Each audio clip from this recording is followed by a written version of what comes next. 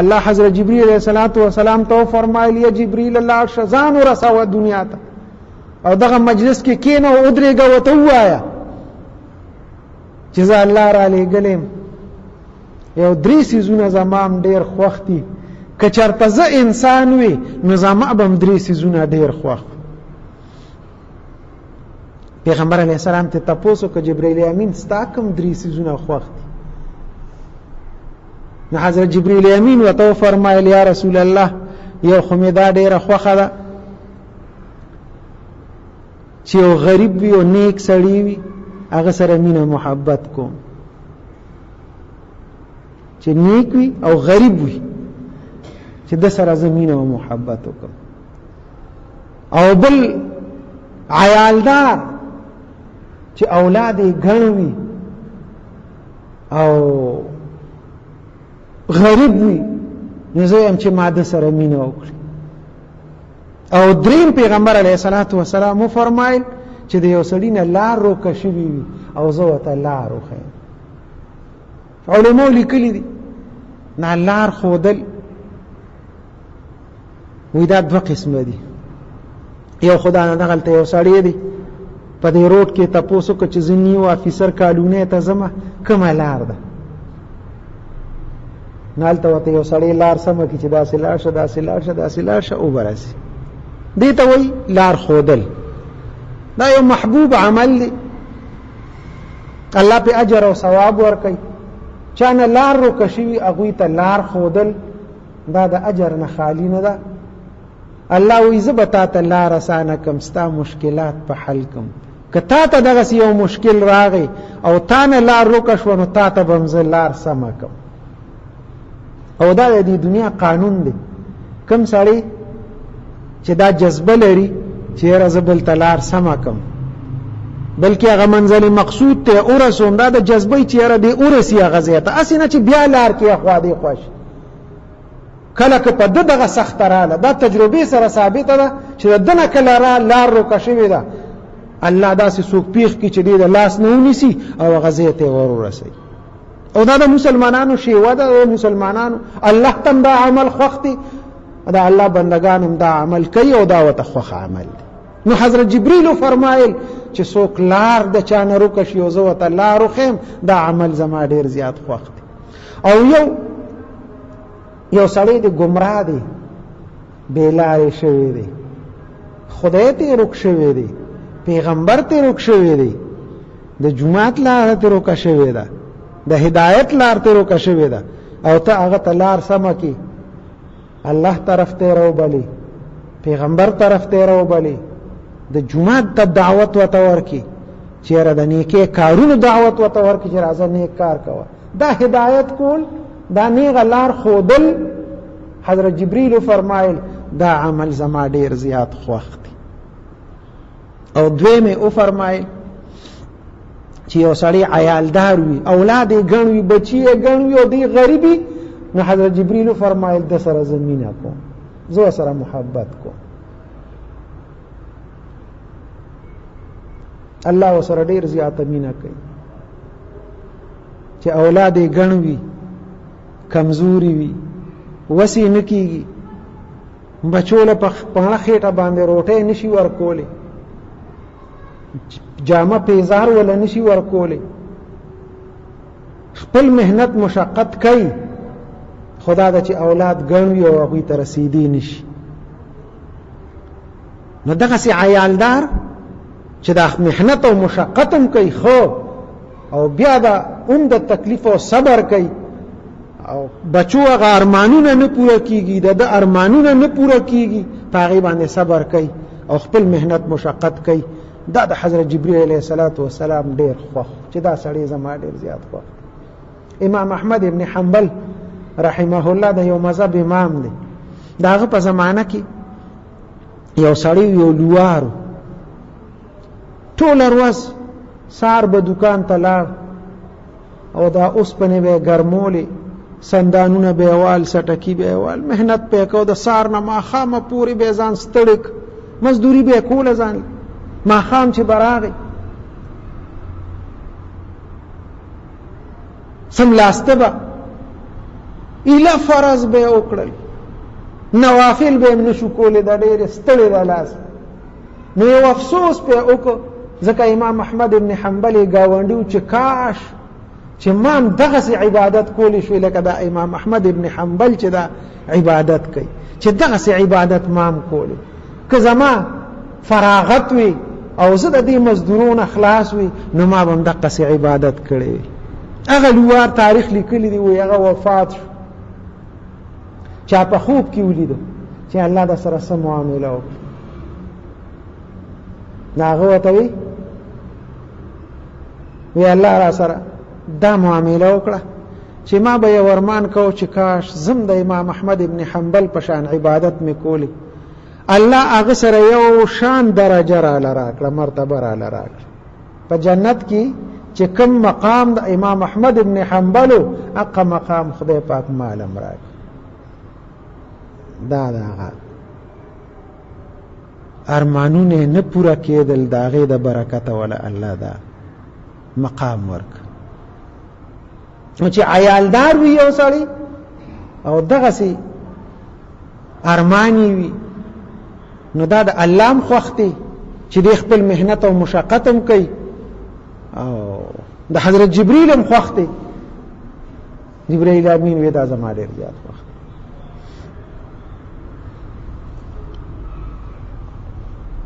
نو حضرت جبرائیل دوه دا خبرې وکړې او درېیمه دا وکړه، وی چې یو سړی وي او غریبي او هغه په خپله غریبۍ باندې صبر کوي، خپله مزدوري کوي، خپل مشقت کوي، خدا دا چې غریب دی او په هغه غریبۍ باندې صبر وکړي چې بس الله غریب پیدا کړی، غلا نه کوي، شوکه نه کوي، ډاکه نه کوي، په کاروبار کې دروغ نه وایي، نور داسې زیاتې نه کوي چا سره، بس الله غریب پیدا کړی ما ته په دې خپله غریبۍ باندې. پیغمبر علیه الصلاة والسلام به فرمای وایي ما ته په خپله غریبۍ باندې فخر دی، الفقر فخری. پیغمبر علیه السلام به فرمایل و یوم جهاد ډېر خوښ دی او یوم غریبي ډېره خوښه ده. الله پاک چې څومره پیغمبران له لیږلي دي اکثر هغه ټول فقرا او غریبانان دي. دغه یو څو پیغمبران حضرت سلیمان علیه السلام، داود علیه السلام، دا داسې چې دا بادشاهان، خو باقی اکثر پیغمبران هغه خدای پاک غریبانان پیدا کړي او داسې غریبانان پیدا کړي چې پیغمبر علیه السلام په خپله فرمای وایي په میاشتو میاشتو به زمونږ په کور کې اور بل نشو، نغرې به اور به پکې نه بلېده. وایي داسې وخت به راغی چې په نغري کې به شنه بوټي رازرغون شو، دونه غریبي. وایي ستاسو ګزاره به پسې باندې وه، وایي په دوو تورو څیزونو باندې، وایي یو قجور او یو اوبه، بس په دې باندې زمونږ ګزاره وه. نو ټول پیغمبران الله غریبانان پیدا کړي، غریبانان د الله خوښ دي، ځکه پیغمبرانو ته غریبي ورکوله، ګینې دولتونه به ورکولي. الله پاک پیغمبر علیه السلام ته فرمایي زما پیغمبره که ته غواړې زه به ته دا غرونه د مکې ټول د سرو زرو کړم. خو پیغمبر علیه الصلاة والسلام ورته فرمایل یا رب العالمین زما دا ډېره خوښه ده چې زه یو ټیم روټۍ وخورم په هغې باندې د الله شکر ادا کړم او دویم ټیم ونه خورم زه په هغې باندې صبر وکړم، دا ما ته ډېره زیاته خوښه ده.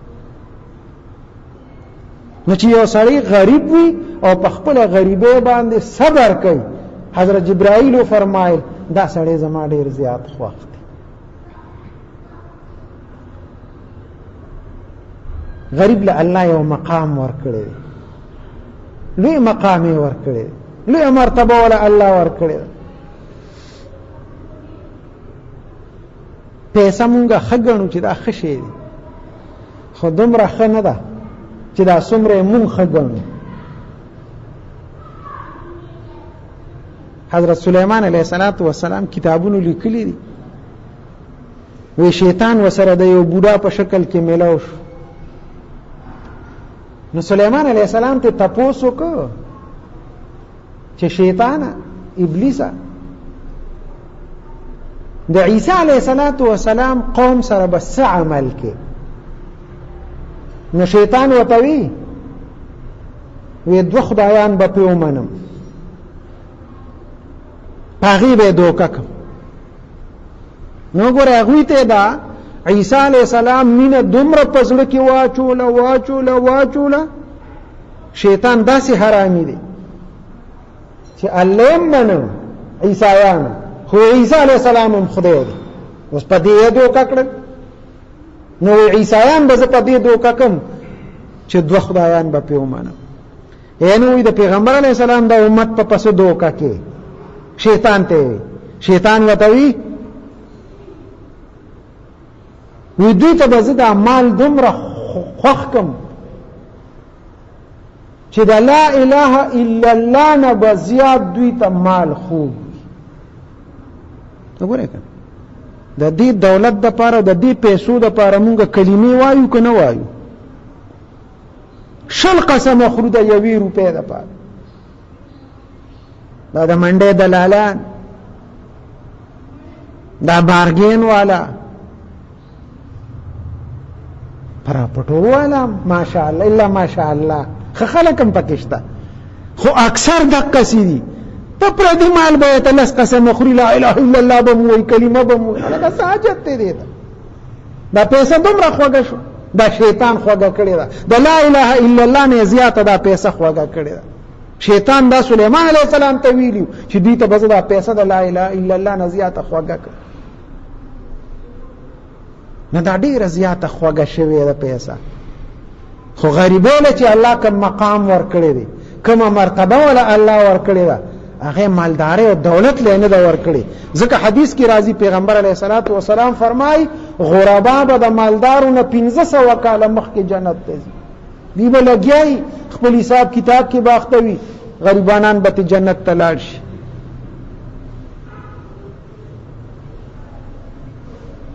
او د قیامت په ورځ غریب له الله یو ډېر لوی مقام به ورکړي. غریب به الله روغ غواړي. صحابه عجیبه خلک وو، د پیغمبر علیه السلام نه به هر څه تپوس کو. یو ځل صحابه د پیغمبر علیه السلام نه تپوس کوي، یا رسول الله صلی الله علیه وسلم مونږ بازار ته لاړ شو، بازار کې داسې څیزونه پراتی زمونږ ورته زړه کېږي، خو د غریبۍ د وجې نه یې غشتي نه شو. په دې باندې به مونږ له الله اجر راکوي؟ ځکه بازار کې ډېر څیزونه وي او د غریبانان په داسې تېرېږي را تېرېږي، او بیا د هوټلو والا ورته دا لوګي کوي، دا ترسکون لوګي. سړی و چې په دې هوټل مې ورمنډه کړې. دغسې سبزۍ والا ته کو ګوري، سبزي یې داسې ایښو دي چې سړی وایي چې یاره دا ټوله مې واغېشت. فروټو والا داسې په ترتیب باندې ایښو دي. نو مالدار سره خو جیب کې پیسې وي، خو پې ورشي، او غریب و تاسې بار ولاړي ګوري ورته. نو یا رسول الله په دې به الله مونږ له اجر راکوي که به نه راکوي؟ پیغمبر علیه الصلاة والسلام ورته وفرمایل چې دا تاسو په دغه خپله غریبۍ په دقه ټیم کې صبر وکړئ چې یا الله تا غریب پیدا کړی چې دا نشم اغشتی، خدای زما ستا په دې فیصله باندې صبر دی. نو وایي چې دا صبر ته وکړي، وایي دا د 1,00,000 دیناره که ته صدقه کې او خیرات کې، نو دا صبر پې ښه دی په دې خپله غریبۍ.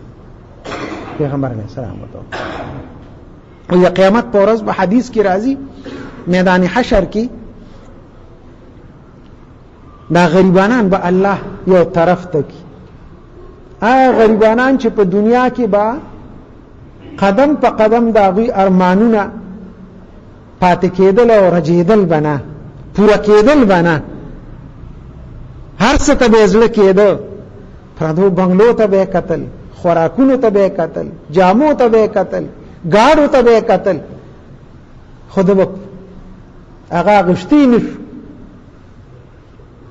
نو قیامت په ورځ به الله روغ غواړي دغه غریبانان، او الله پاک په تو فرمایي ای غریبانان زما دی په خپل شان او په خپل عزت قسمی ګوري ما په دنیا کې تاسو ذلیل کول نه زما مقصد ذلیل کول نو چې زه تاسو ذلیل کم خو تاسو لما یو مرتبه او درجه په آخرت کې ساتلې و نو ما وی چې دغه مرتبه در درکم نو دا تا په عمل نشو حاصلولې دا خدای شان دی دا غریب سړی چې وی دی عبادت ته املا ماتي عبادت هم نشي کولی که بازار کې سودا نشي کولی جمعات ته نشي رادن نه کیږي جمعات هم وته بو بلاغ کوي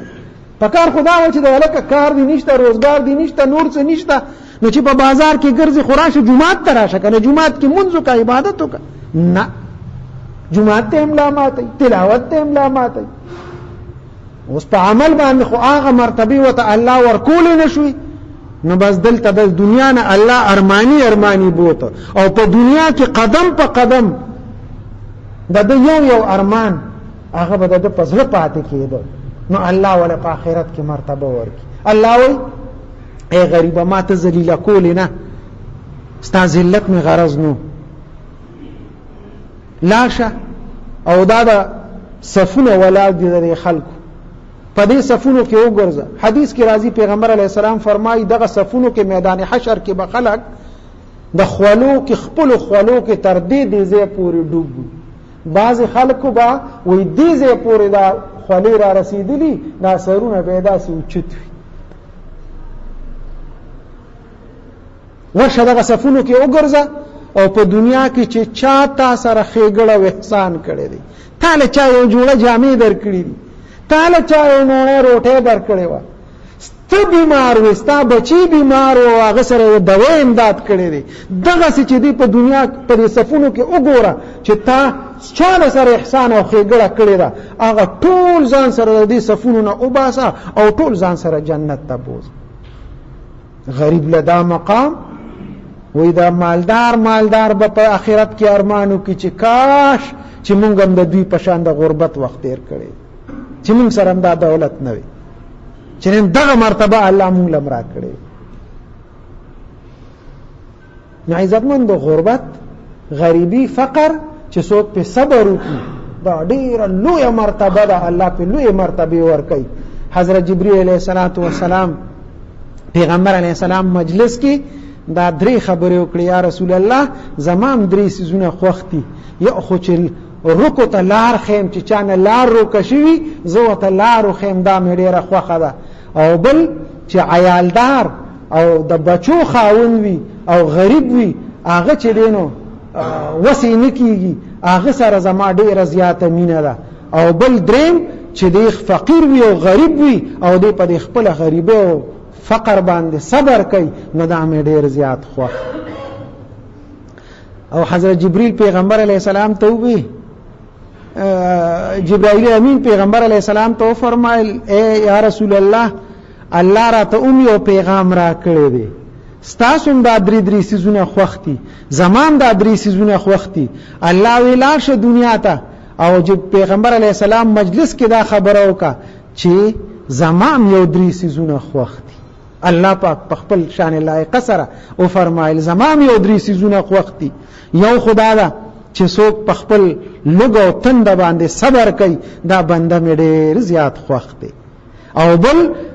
چې پنیکو کې سبقت کوي وړاندېوالی کوي د یو بل نه مخکې کېږي الله وایي دا بنده مې ډېر زیات خوښ دی او دریم چې په ګناهونو باندې یو سړی ګناه وکي او په خپل ګناه باندې خپېمانتیا وکي چې الله زه په دې باندې خپېمانم او توبه وباسي دغه بنده زما ډېر زیات خوښ دی ان شاء الله په دې باندې بر رواني جمله خبره کو الله دې من ټول له عمل کولو توفیق راکړي اللهم صل على محمد وعلى ال محمد كما صليت على ابراهيم وعلى ال ابراهيم انك حميد مجيد دا څومره مسائل بیان شو الله دې په عمل کولو توفیق راکړي پیغمبر علیه السلام سنت طریقې دې الله زموږ جون کې راولي بدعات او رسومات نه دې الله زموږ حفاظت وکړي مردگان د اهل اسلام دې الله وبخي بیمارانو ته دې الله شفا ورکړي حاضر جمع کې څوک بیماران دې الله ټول شفا ورکړي زموږ ټول شری حاجات دې الله پوره وګرځي صلی الله تعالی